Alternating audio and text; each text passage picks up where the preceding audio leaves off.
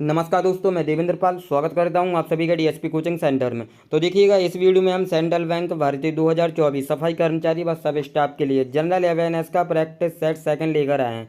और इससे पहले हम जनरल अवेयरनेस का प्रैक्टिस पेपर फर्स्ट सॉल्व कर चुके थे।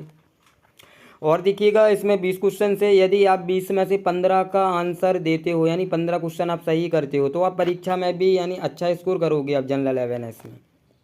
तो आप वीडियो को शुरू से अंत तक जरूर देखिएगा, क्योंकि सभी इंपॉर्टेंट क्वेश्चंस हैं, सभी प्रीवियस ईयर पर आधारित क्वेश्चंस हैं और ऐसे ही प्रश्न आपकी परीक्षा में पूछे जाएंगे।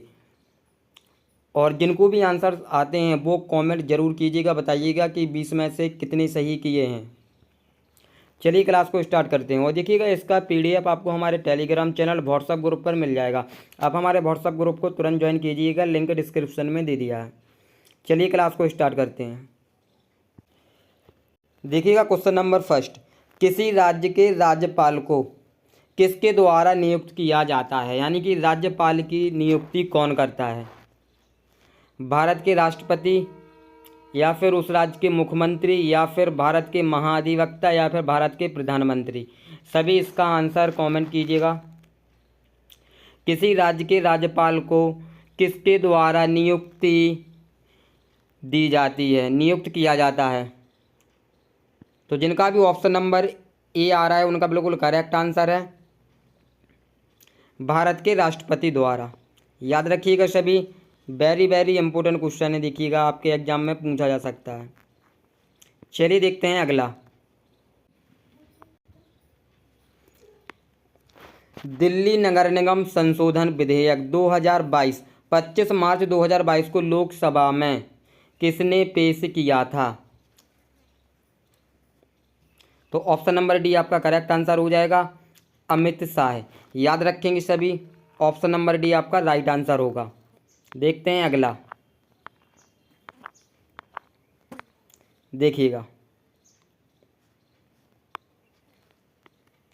किस ब्रिटिश गवर्नर ने बंगाल में द्वैध शासन व्यवस्था को समाप्त कर दिया? किस ब्रिटिश गवर्नर ने बंगाल में द्वैध शासन व्यवस्था को समाप्त कर दिया? तो वॉरेन हेस्टिंग्स ने, यानी ऑप्शन नंबर बी यहाँ पर आपका राइट आंसर रहेगा। चलिए देखते हैं अगला क्वेश्चन। देखिएगा, कुतुबुद्दीन ऐबक ने निम्नलिखित में से किस राजवंश की स्थापना की थी? किस राजवंश की स्थापना की थी? तो गुलाम वंश की स्थापना की थी, यानी ऑप्शन नंबर बी यहाँ पर आपका करेक्ट आंसर रहेगा।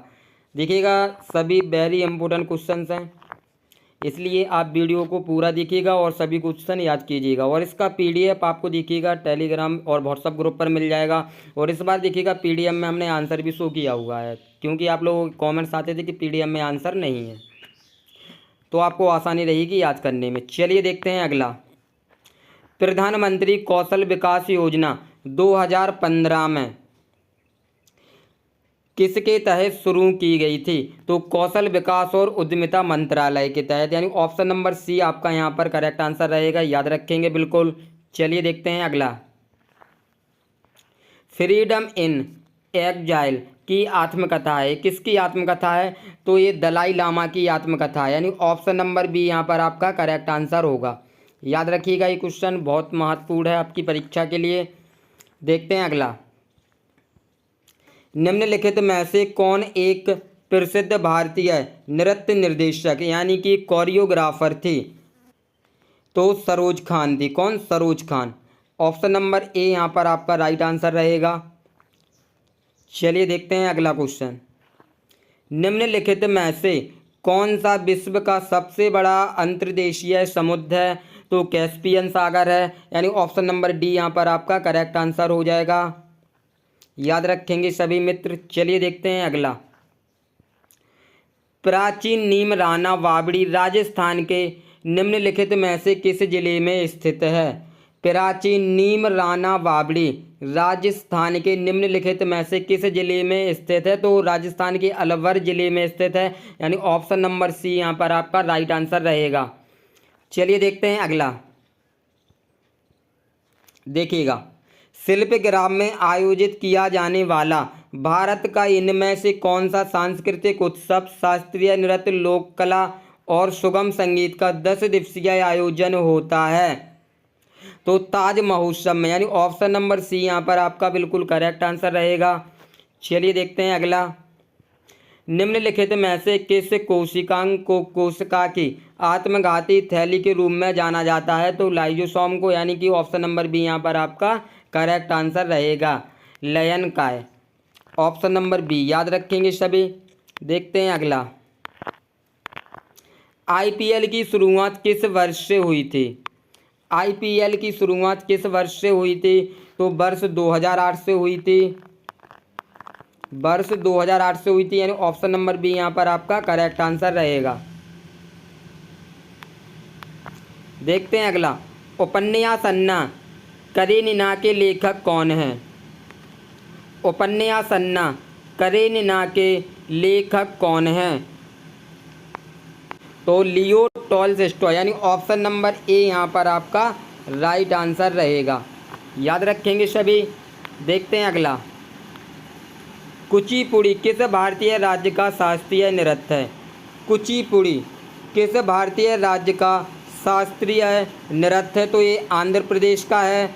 Option number B correct answer होगा। देखते हैं अगला। निम्नलिखित में से भारत की भूमि सीमा किस देश के साथ नहीं लगती है? तो श्रीलंका के साथ नहीं लगती है। ऑप्शन नंबर बी आपका करेक्ट आंसर रहेगा यहाँ पर। देखते हैं अगला क्वेश्चन। सीमा संगठन, यानी कि बॉर्डर रोड ऑर्गेनाइजेशन, सीमा सड़क संगठन बॉर्डर रोड ऑर्गेनाइजेशन की स्थापना किस वर्ष में हुई थी? तो 1960 में हुई थी, यानी 1960 में हुई थी। ऑप्शन नंबर सी यहाँ पर आपका करेक्ट आंसर रहेगा। संसद का सत्र डैश से शुरू होता है? तो ये आपका प्रश्नकाल से शुरू होता है, यानी ऑप्शन नंबर ए यहाँ पर आपका करेक्ट आंसर रहेगा इसका। और देखिएगा, जनरल अवेयरनेस के लिए आप हमारी इस ई बुक को डाउनलोड कर सकते हैं, जिसका प्राइस मात्र 50 रुपये है। इसी ई बुक में आपको बैंकिंग अवेयरनेस, जनरल अवेयरनेस के 1200 प्लस MCQ क्वेश्चंस मिल जाएंगे, जो कि वेरी इंपॉर्टेंट है आपकी परीक्षा के लिए। इसको पढ़कर आप गारंटी से 17 से 18 नंबर परीक्षा में ला सकते हो।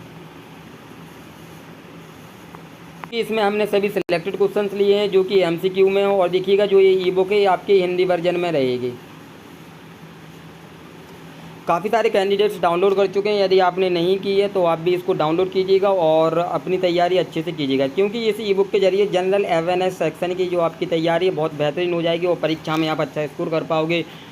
और इसको डाउनलोड करने के लिए आप हमें व्हाट्सएप पर पर्सनली मैसेज कर सकते हैं। हमारा व्हाट्सएप नंबर है 7354152348। इस नंबर पर आप मैसेज कर सकते हो व्हाट्सएप पर और ई बुक को प्राप्त कर सकते हो। चलिए देखते हैं अगला क्वेश्चन। भारतीय राष्ट्रीय कांग्रेस की अध्यक्ष बनने वाली पहली भारतीय महिला कौन थी? तो सरोजिनी नायडू थी। ऑप्शन नंबर बी आपका यहाँ पर राइट आंसर रहेगा। पंडित हरिप्रसाद चौरसिया एक प्रसिद्ध बांसुरी वादक थे। कौन थे? बांसुरी वादक, यानी ऑप्शन नंबर डी यहाँ पर आपका करेक्ट आंसर रहेगा। देखते हैं अगला। उधारकर्ता के पास मौजूद वह संपत्ति जैसे भूमि, भवन, वाहन, पशुधन बैंकों में जमा राशि क्या कहलाती है, जिसका उपयोग वह ऋण चुकाए जाने तक ऋणदाता को गारंटी के रूप में देने के लिए करता है? तो संप्राशिक कहलाती, यानी कि ऑप्शन नंबर बी यहाँ पर आपका करेक्ट आंसर रहेगा। चलिए देखते हैं अगला। निम्नलिखित में से कौन सी भारत की सबसे ऊंची पर्वत चोटी है? तो नंदा देवी है, यानी ऑप्शन नंबर ए यहाँ पर आपका करेक्ट आंसर रहेगा।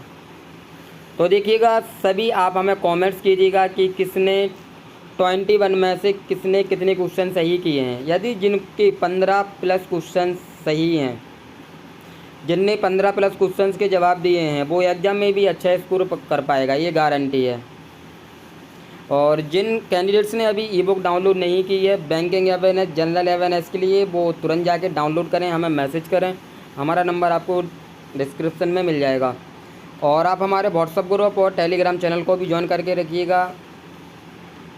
और यदि आपने चैनल को सब्सक्राइब नहीं किया है अभी तक तो चैनल को सब्सक्राइब करिएगा ताकि हमारी वीडियोज़ का नोटिफिकेशन आप सभी को मिलता रहे।